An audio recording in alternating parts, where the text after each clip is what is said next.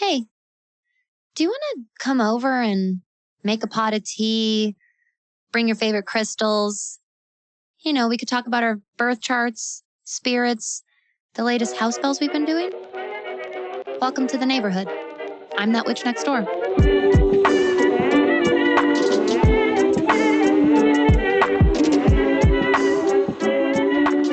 Well, hello, my most wonderful neighbor.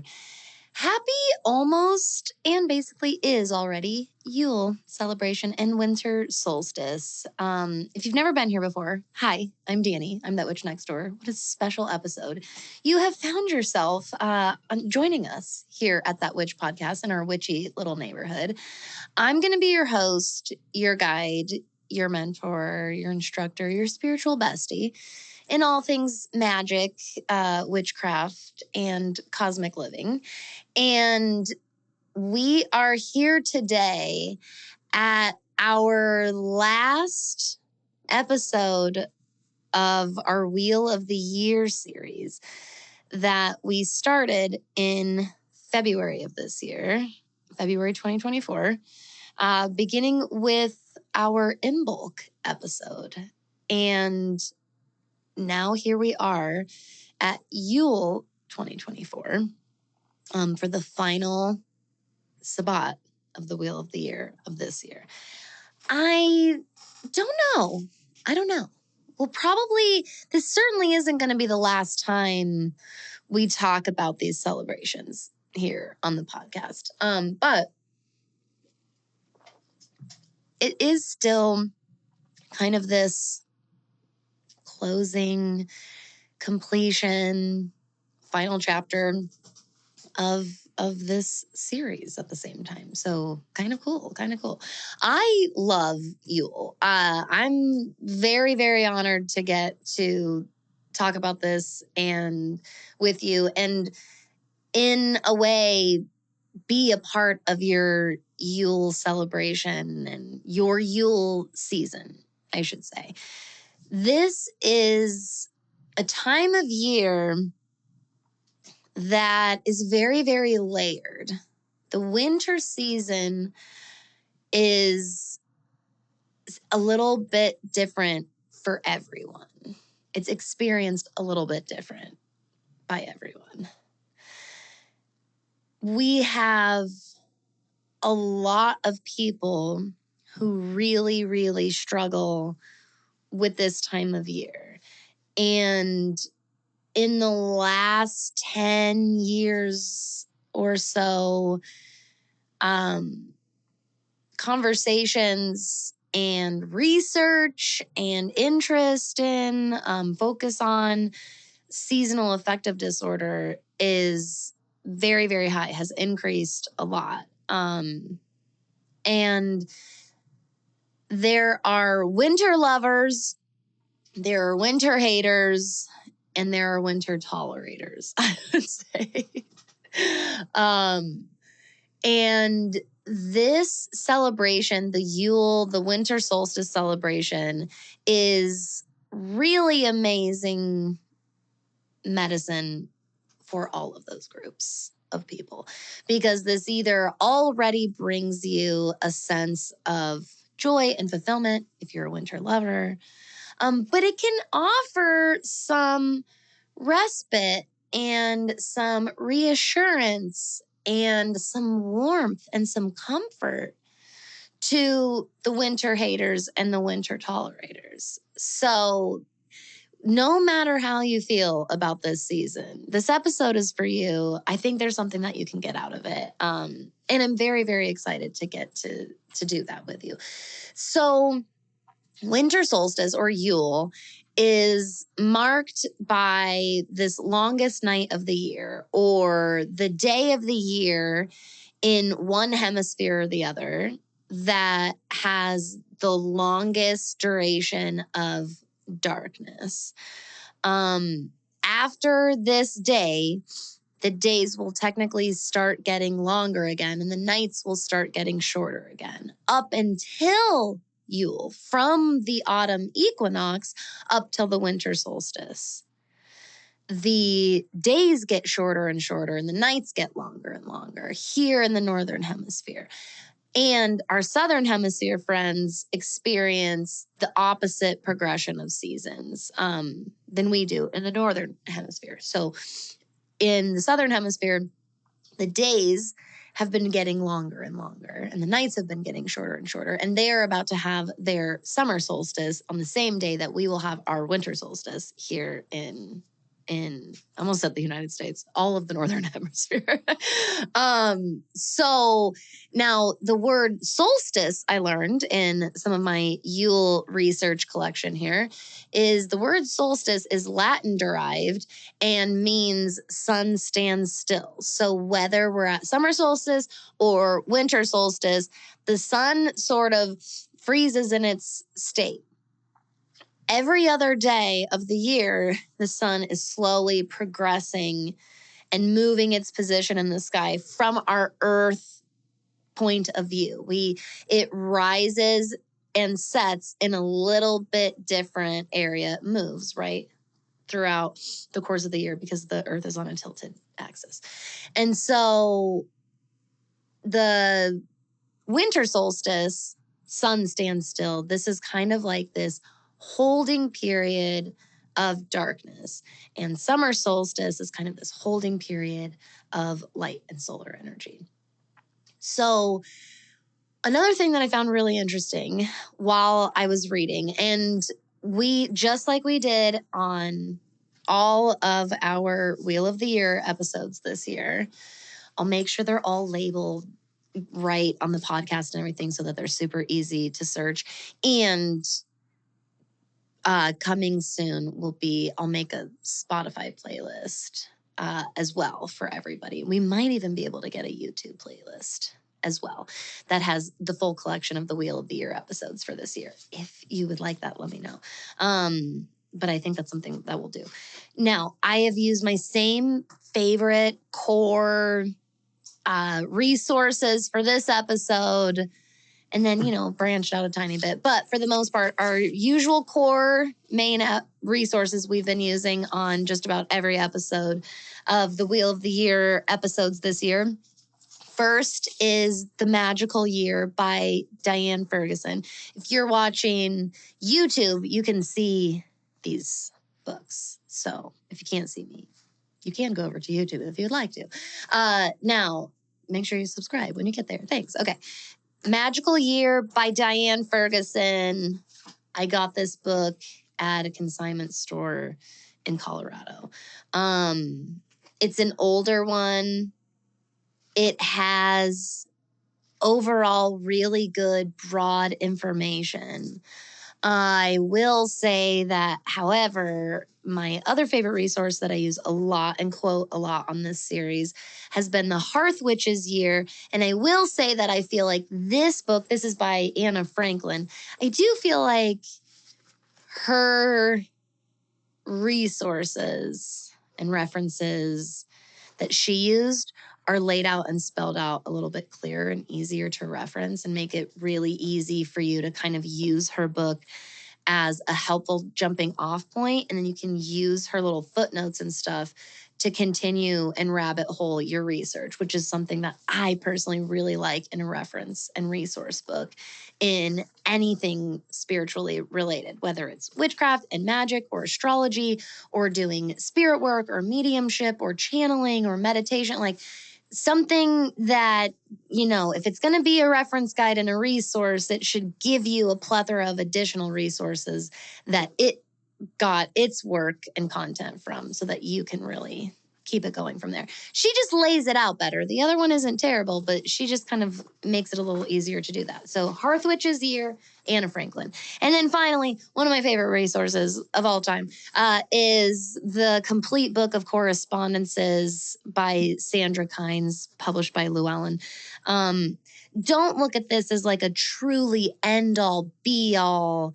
This is also, all books are technically just jumping off points. You really can and should continue branching out from all of them. But the main base foundation in this book is pretty freaking solid and pretty freaking stacked. And essentially, it's just a cross-reference guide of every issue and intention you can think of and what is associated with that in astrology, in numerology, in the days of the week, in the tarot, in the lunar phases, in the seasons, in the elements.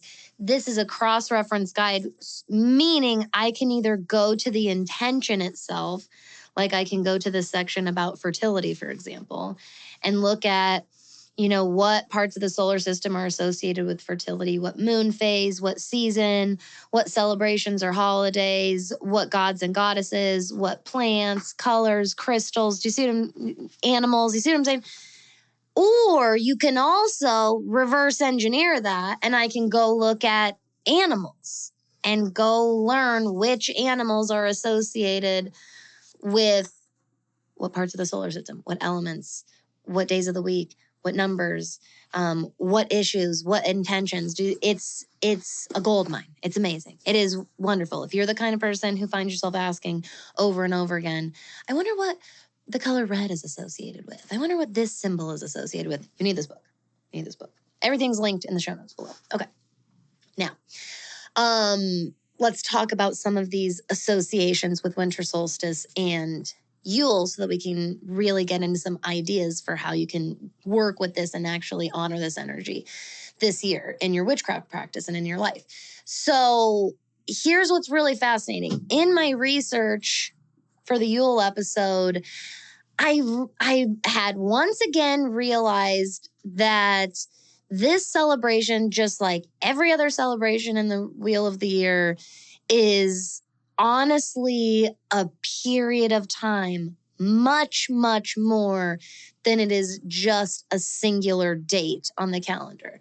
So really strongly, my friend, I urge you once again, as I have on all of these Wheel of the Year episodes, broaden your time concept when it comes to these celebrations. It's so hard because most of us in the Western world, at the very least, we associate holidays so incredibly much with this freaking specific ass number and date on the calendar, this singular point in time. And it just wasn't like that for ancient ancestors. There was this leading up to time, then the peak energy, usually the actual ceremonies and celebrations themselves, and then there's the afterward time. Just like we see the seasons naturally progress, there is this coming into period, kind of this peak energy period, and then there's this transition out and into the next period, right? The same goes for these celebrations, which in and of themselves really are at their core most associated with the seasons of nature going on around you where you live. That's really at the end of it, in the most basic sense, what the Wheel of the Year is. And Yule is the main winter one, okay? So really, Yule starts around December 13th. And I thought this was really cool because guess what? I'm recording this on December 13th. Fun fact. And this date has been associated with what has been called Little Yule, which means like the beginning of this. So the earliest sunset usually takes place around, depending on where in the world, of course, but in the northern hemisphere, the earliest sunset tends to take place around December 13th, known as Little Yule. The latest sunrise tends to take place around New Year's Day, it said on the calendar. And Yule itself, or the winter solstice, I should say, which takes place on the first day of Capricorn season, usually on December 21st. And this is the day that the nighttime hours that we clock are the longest, and the daytime hours, oops, sorry, I hit the mic. The daytime hours are the shortest. So this doesn't necessarily mean, listen, and I'm no like weather person or astronomer, so I can't perfectly explain this nearly as well or as eloquently as somebody who actually understands the movements of the sun and the earth way better than I do. But in the Hearth Witch's year, she talks about this around Little Yule. And here we go. It's right here. It says, though the winter solstice is the shortest day of the year, it is not the date of either the earliest sunset or the latest sunrise. The earliest sunset occurs around Little Yule and the latest sunrise around New Year at the beginning of January. Which is super, super fascinating. So I thought it was really cool that I was recording this on Little Yule, AKA, in many ways, kind of the start, if you will, of Yule. But we also have the ancient Roman festival Saturnalia, and this typically lasted a few days and began around or on December 17th. There are loads and loads of our modern Christmas and winter holiday celebrations that are derived from Saturnalia Festival, big time. And then you also have the 12 Days of Christmas. Now, the 12 Days of Christmas technically take place on, I saw in a couple different places that 12 Days of Christmas either starts on Christmas Day, December 25th, or technically begins the second day on Boxing Day in the UK, December 26th. Going until, for 12 days, going until, therefore, January 5th or 6th. Some said 12 days of Christmas are the last 6 days of the year and the first 6 days of the new calendar year. So we've got Little Yule, we've got Saturnalia, we've got Yule and winter solstice, we have Christmas, and we have the 12 days of Christmas and New Year and New Year's Eve, right? So really, ultimately, this celebration is the last few weeks or the last couple of weeks of December of the year and the solid beginning of the new year. And therefore, this at its core is a time of intentional dormancy and darkness in spite of the light, in spite of rebirth, transformation, renewal.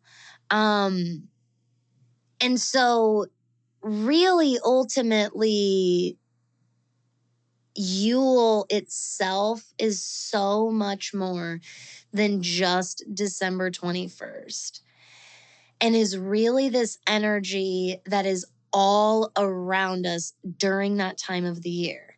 Now, put a pin in the witchcraft part of this for a second. And I want you to ask the muggle part of yourself, right? The basic human that had a childhood and a background experience, and you have your own associations, your own memories, your own unique experience of this time of year. I want you to think for a second what December 13th-ish, right? Mid-December to beginning almost mid-January feels like, looks like, and means to you. What is this time of year usually for you? Because that's Yule. And so no matter where you fall on the spectrum of whether you really, really love that time of year, this time of year, or you really, really struggle with it or even hate this time of year, how can Yule and tapping into the energy, the just natural energy of this season that's all around you, help you and support you and benefit you this time of year. No matter where you fall on the spectrum, you might as well look at it and approach it like that.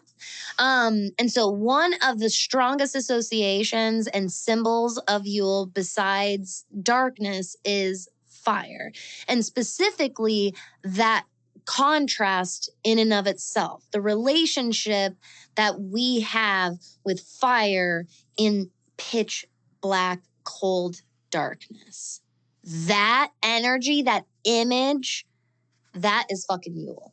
That's Yule. That's where the candles come from. That's where the Yule log comes from. That's where the bonfire come from.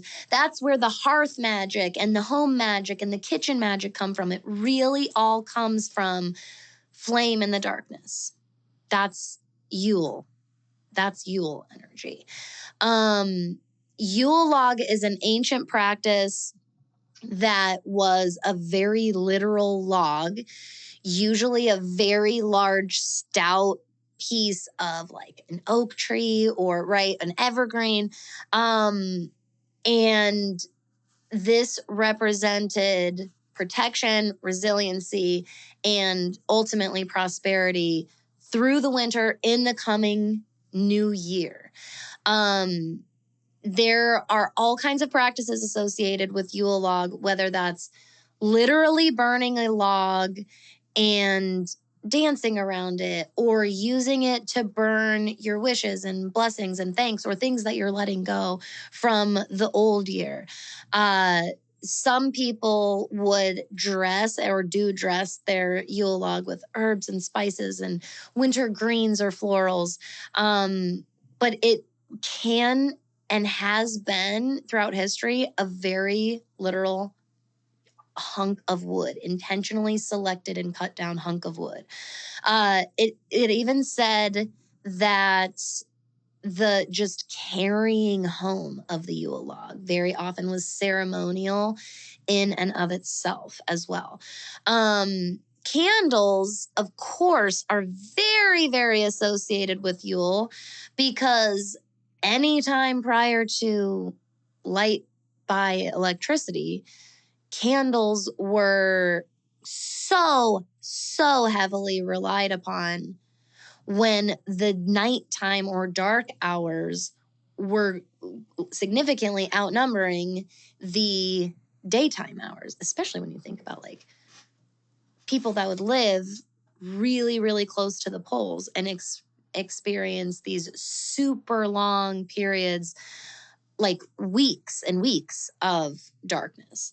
So candlelight, this really represents so much in the realm of blessings and gratitude and thanks because of the gifts that candlelight allowed for so long. In this spectrum of human history, candles were used a lot longer than electric lights were used. So they're very, very, very sacred symbols, candles are. And then, of course, bonfires, especially not just being fire and flame, like is associated with our Yule log, our fireplace, our hearth, our candles, but also bonfires have this communal group energy associated with them, right? This is a group, family, community type and associated fires. So bonfires are very associated with this time of year, and especially that bringing together of and being very grateful for one's community and family. And then, of course, like I briefly mentioned, hearth magic and kitchen magic of any type, very associated with this type of year. The hearth, for anyone that has heard that term but doesn't know exactly what it means, the hearth literally is the foot, like the immediate foot of the fireplace. It's the threshold from your floor, wherever the fireplace is located, like whatever room it's located in, from the floor of the house to the floor of the fireplace, the beginning of the floor of that fireplace, that's the hearth. It's just the front floor of the fireplace. The hearth has been such a sacred symbol for so long because for, again, very long in human history, much, much longer than the home furnace has been invented, uh, the hearth was the source of warmth and the ability to cook in the home, the ability to boil water and other items in the home. And so much life and nourishment came from the hearth, so that it became this very, very sacred symbol in magic and witchcraft. And that's what a hearth witch is. It's just somebody, it's like a kitchen witch, but broader. It's more like a house witch who has an emphasis on kitchen magic. Because in modern witchcraft, the one of the closest associations with the hearth these days is the stovetop and or the oven. But I also, would like the modern witch in me, like when I cleanse the house, I also cleanse the energy around our water heater and our furnace. I always cleanse like the modern technology of our home that provides us different types of nourishment and protection, whether that's, your water source, your heat source, your energy source, anything like that. So just because it might not seem as ancient and mystical and heartwarming sounding, right? The hearth. We still have the energy of the hearth. It just looks different in modern time. And think about what parts of your home provide the nourishment, provide the safety, that make it a home, a space to live. That's your hearth energy right there. This is very associated with Yule because we rely upon it so much in the wintertime. And now in our modern era, we honestly rely on it just as much during the summer with, like HVAC and AC units and stuff like that. Like we use similar type energy for, opposing reasons in the opposite season. Now, when you think Yule, honestly, I want you to think new moon energy. Every single month, we experience like a micro version of Yule energy at our new moon time. So if you are somebody that really vibes with the new moon, is really connected to that energy, let that really, really guide your Yule energy, rituals, and just your approach to this season and that time of year and this time of year. Now, winter symbolism itself, winter symbolizes ultimately the necessary death and dormancy that is required by the life-bringing spring and the abundance of summer and fall. We wouldn't experience all that incredible magic in our flora and our fauna on our earth that we get in spring, summer, and fall if we did not have the winter season. There are loads of reasons and benefits to the winter season and the natural transition that the earth takes place in, like so this or transformation that the earth takes place in. The snow has a purpose, the cold temperatures have a purpose, the plants dying or going dormant, all of this, honestly, even the animals that have to die, that has a purpose just as much as the animals that are able to survive the winter have a purpose in the ecosystem as well. This is a necessary period where our biggest and deepest and most difficult struggles come from as modern humans is the vast majority is from our current cultural, societal pressures and expectations to maintain a certain type and style and standard of living for an entire year and just never ending and always. Just this 365 approached lifestyle. And if your routines are good enough, if you're making the right choices every day, you can maintain that. When the truth is, as clearly evidenced by a fuck ton of nature and biology around us and within us, we are supposed to change during this time of year. We are supposed to adjust our way of living. We're supposed to hibernate. We're supposed to go dormant. We're supposed to die in different versions of that metaphor, and sometimes literally. Let's just be honest about it, right? There's death in the winter. There's death all year long, and it serves its own place and role in the ecosystem of our universe and of our earth for its own purpose, for its own reasons.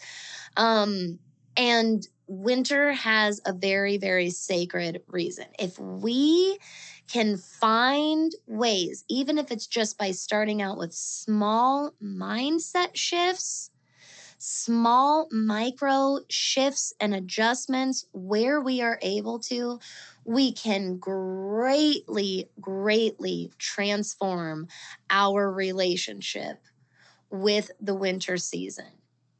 I can't guarantee you'll become a winter lover necessarily, but you will get a hell of a lot more benefit out of this season, which you're supposed to. It's supposed to benefit us. It's not all about muscling through the season. There's a lot of information out there that's like, the flames of Yule and the Yule log and the fire represents the resiliency that we can make it through the long, dark challenges of winter. All of that is valid and true, and it is not singularly true. Also, on top of that, in addition to that, there is a lot of value and benefit to take in and to embrace this time of year. If you don't like the cold weather, find ways to lean the fuck into coziness, creating coziness. If you don't like cold, then I would be pretty easy to assume you do like coziness then. Lean into the excuse of needing to really bolster and build up your coziness this time of year. That's such a simple tip. And it was so beneficial to me the first time I read it. So I started reading a book. I might have already mentioned this on the podcast, actually. I probably did.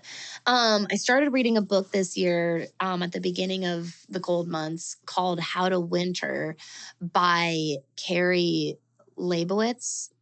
Maybe I only mentioned it in the school. I've talked about it with a bunch of people. I can't remember if I've talked about it on the podcast. It's linked in this podcast. It's linked in the show notes below. It's amazing. I've not finished it, but I'm almost halfway through it. And even just the introduction alone was wildly helpful. Really helped me. And I was I'll admit, I'll be totally transparent. I've been coming around to and growing a love and appreciation for winter over the last few years. And especially since last year, since we moved, I've really started embracing winter and the winter season. And I checked this book out from the library because I wanted to really bolster that and amplify that and find new different ways to incorporate that appreciation in my magic. This book is not rooted in witchcraft and magic. I take the information and put it into my life and witchcraft and magic practice.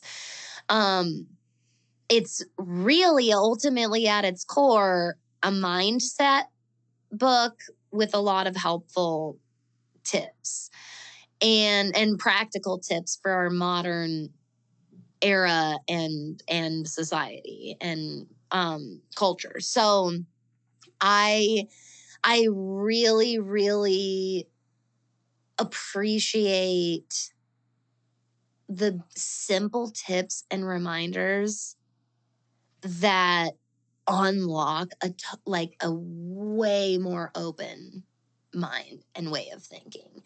And that's exactly as soon as I read all she mentioned, I think it's in the introduction of that book. So lean into coziness. And I'm like, duh, lean into coziness. And we often already do, But we do it in this like bitter, resentful, angry, or even sad way.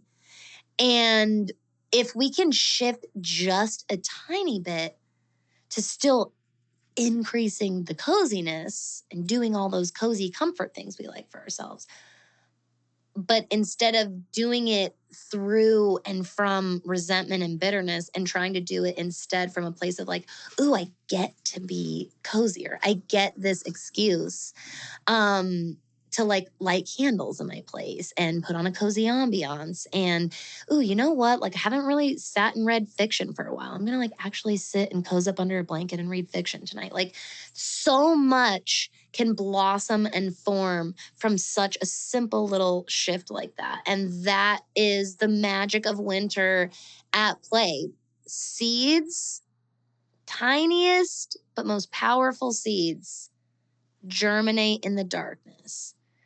Seeds, the womb, the new moon, all of these different symbols are associated with winter and Yule. And so take that symbolism wholeheartedly and try to look at this as a time of necessary transformation.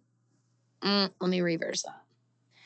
A time of transformation that we only get from very necessary dark and dormant periods. And that's exactly what this period is. So, with, let's see here, with incorporating this into your witchcraft practice. So let's talk about some solid ideas you can take all of this symbolism with and actually move forward and ritualize this in your life and your witchcraft practice.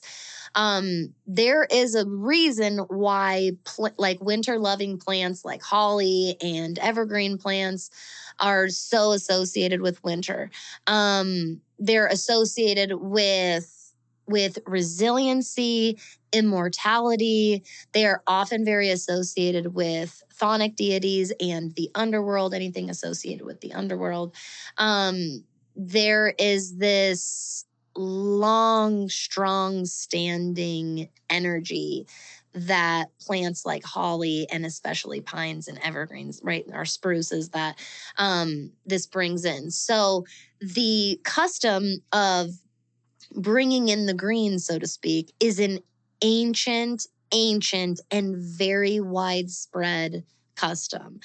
And so whether it is procuring evergreen or winter greens from a store, a shop, a local greenhouse, or local forest or your own yard, as long as it's all, ethically procured, obviously. This is our modern version of bringing in the green and decorating with it, putting it in places where you'll really, really be able to smell their aromas. They can be placed in or around or on your altar, but in any area of the home where you really want to boost or bring in or honor that energy of resiliency, immortality, protection. But even, in addition to bringing in and working with the greens themselves, you can also channel this energy through wearing those same type of green hues in your clothing or in, anything you have to choose colors for, whether you have to pick colors for your Word document, choose a dark emerald green, buy a dark emerald green or use a hue or a spectrum of green hued pens or markers in your journal or in your planner. Like there's so many different ways to incorporate color magic. Ooh, should we do a color magic episode? We should probably do a color magic episode. I love that. Also, burning, of course, the dried pine or evergreen, cedar, holly branches, burning the dried plants and herbs. This is another way of working with, honoring, reverberating their vibrations. You can also do this through incense that is scented like wintergreen, candles, essential oils. And then also, if you don't want to burn anything, but you really want to work with the physical plant, or maybe you live somewhere where you can't necessarily ethically procure a branch or whatever, you can also tend to these plants. So whether it's buying like a little miniature uh, evergreen bush, or maybe there are evergreen trees near your yard or in a park by your house, you can take an offering to that tree. Bring some water to pour at its roots. Bury a crystal right there. Give a lock of your hair. There's so many ways to like honor and work with that plant outside of bringing it into the home, if that's something that you're also interested in doing. Also, when we want to work with fire, there's so many ways to work with fires. Obviously the color part. So your crimsons, your oranges and yellows, anything fiery and flamey, work into your color magic. If it reminds you of fire in any way, wear it, paint it, have it in and around your space and your visions. But also candles, working with candles, just having them lit. This can be, again, this can be your regular, everyday, scented fucking candle from the grocery store. That gets to be your magic. I want you to know that. Just as much as an electric candle can be. Do you know how many people cannot afford the luxury of burning candles where they live or where they work for many, many reasons? You have kids, you have dogs, there's asthma in the house, there's breathing issues in general, or illness in the house, it's owned by somebody else, you have anxiety. There's all kinds of reasons why people can't or don't want to or shouldn't use real actual fire. And I want you to know that fire substitutions in our modern era are something that our ancestors would look at and be like, that is amazing that over time we were able to come up with ways to use candles without having to, deal with some of the risk factors in some of these specific situations. If you're a candle lover, you want as many candles as you want, they feel safe to burn, fucking go for it, my dude. That sounds amazing as well. But I just don't want you to get down on yourself if you want to, or it's more convenient or just downright easier for you to use electric fires, candles. That also goes for fireplaces as well. Okay, keep that in mind as well. If even whether it's on your fucking TV or you have one of those electric fireplaces that's not really a fireplace and it's actually just a space heater, stuff like that. That gets to be the symbol of your fire. Lean the fuck into that unapologetically, my friend. Absolutely. Also leaning into the fire symbol here, work with Yule log energy this year. If you're somebody who's never done anything with the symbol of the Yule log, there are so many ways to embrace this energy and of this tradition and this practice. You can do a straight up fucking literal Yule log. You get a log that you deem as the Yule log and you burn it in a fireplace or on a fire pit, okay? Or you can use the many, many figurative versions of Yule logs as well. So a lot of us in our modern Western culture know about Yule log cakes. That's also not quite as old and ancient of a tradition, but it's still been at this point, it's been a pretty good long time. I wouldn't be surprised if the first Yule log cake is like 100 years old. Don't quote me on. I have no idea. I didn't look up when the first Yule log cake came out. But I wouldn't be surprised if it's pretty old. Is my point. But don't knock it. You know what I mean? Like, it doesn't have to be a literal log that you burn on a fire. You really can bake a cake or fashion some type of food that symbolizes a Yule log or just Yule energy in general. You can also, if you don't want to go the food route, but you like the fire route, you can use a bundle of sticks. You could use a single fucking stick. You could use a small stick that you got from a pine tree or an evergreen, right? You could use a pine cone. Whatever you use, that's deemed the symbol of your Yule log. The whole idea is to just infuse it with your intentions and your wishes for the coming year. It's a wonderful, wonderful ritual for speaking gratitude and thanks and whatever it is you also want to let go from this past year and what you are wishing for, hoping for, intending for in the coming new year. Write those things down. You can burn them on the fire, or you can speak them or think and reflect about those things while you cook or bake or whatever it is that's symbolizing your Yule log. But that's the energy in the core of the Yule log, are those intentions. So don't get too hung up on if this is the correct way to do a Yule log, and instead look at it more like an opportunity to be creative and how can you work with and what can you use to symbolize Yule log energy in your Yule and winter celebrations this year. Now, speaking of winter rituals, remember what we said. Winter is essentially just new moon energy, but longer.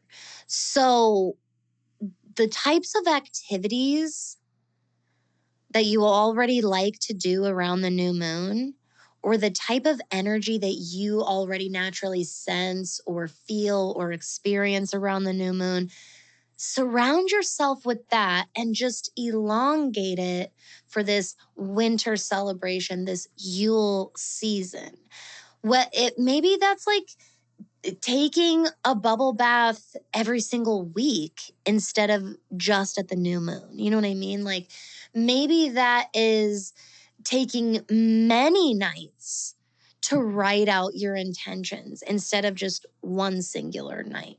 Maybe you do a series of tarot readings for yourself. Maybe you book yourself a birth chart reading. If you want to do that with me, you can do that in the show notes below. But anything that's going to help you tap into that introspective, rebirth, transformative, even, shadow work, even type of work. This is beautiful, beautiful energy to sit in and a mindset to be in during this season. That can be your Yule celebration and magic, is allowing yourself non-rushed, as elongated as you need time for quiet, introspective type work. Work with your chthonic deities during this time. Work with your ancestors during this time. If this is a time of year associated with, yes, death, work with death. Work with those that have passed, the energy of those that have passed. Ask them for advice, ask them for guidance, ask them for protection.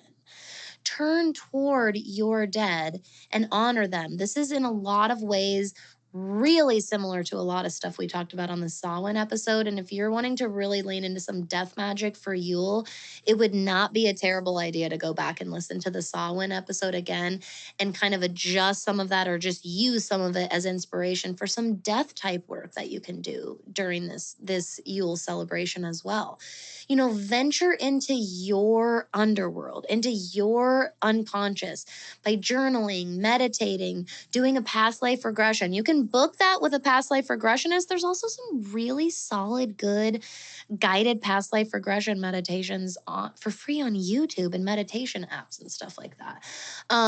Do dream work right now. Really work with your subconscious, which is your underworld, and use your tools that you already love and are learning or feel comfortable with, like tarot and like astrology, to peel back those surface layers and go deeper. That's really what the darkness of winter is all about, is going deeper past the surface into the darkness, and the enlightenment that we find and sense and experience in spite of the dark, that we wouldn't have been able to access if we were only in the light. okay?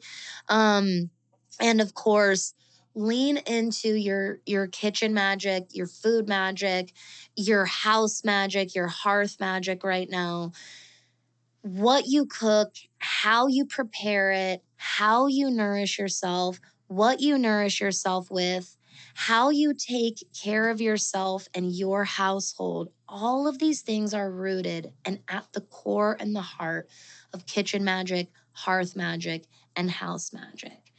And letting yourself be mindful and intentional with these tasks that we really kind of take for granted, especially in our modern era, because they just become part of our daily grind. Letting yourself elongate them, enjoy them, appreciate them. Take that page out of Winter's book and do it a little bit slower. Even do it a little bit simpler.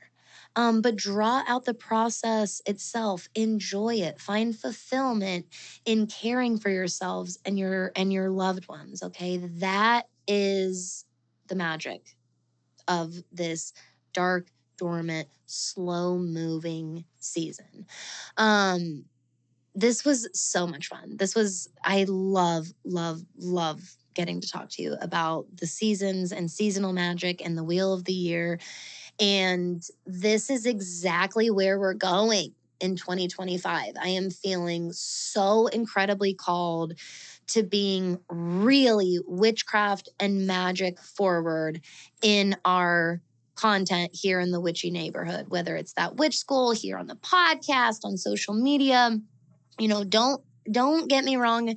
Astrology is never disappearing or like going anywhere, but I've been really, really astrology focused. And I have been so called to letting witchcraft and magic and ritual work and spirit work, like all of this type of content really take the focus and take the center stage for us heading into 2025. And so honestly, if you are fucking here for this witchy and magical content, 2025 is a fantastic year to be in my monthly membership, That Witch School. You can go to thatwitchschool.com to browse our pricing plans and honestly join an incredibly supportive community that's ran by me, your BFF, That Witch Next Door. And the cool thing is that no matter what tier level you're on, no matter what pricing plan you're on, you get access to monthly calls that are hosted by me and connect you with our amazing group of students. And I mean, honestly, this is not a super low key flex or anything, but we have some of the most cool fucking people in our neighborhood and specifically in That Witch School.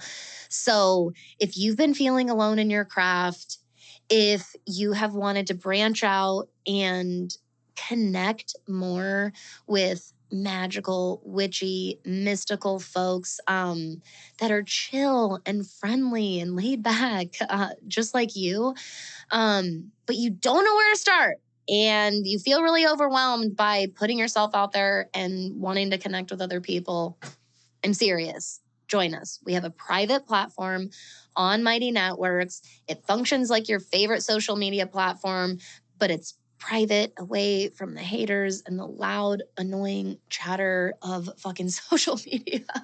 And it's loaded with resources and tools and just this treasure trove of content that you can explore, along with, of course, this wonderful and kind community. And honestly, fun community. We have a great fucking time. So go to thatwitchschool.com, subscribe with us today. Let me know, as always, if you ever have any questions, of course.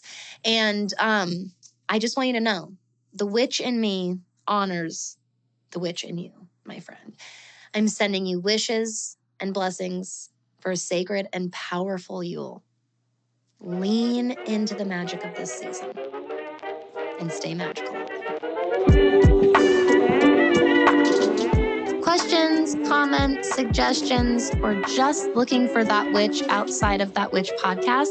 Make sure you're following me on social media over on Instagram, TikTok, Pinterest, and Twitter. You can find links to all of those in the show notes below. And make sure you're subscribed to my email newsletter by going to thatwitchnextdoor.com and submitting your email on the homepage.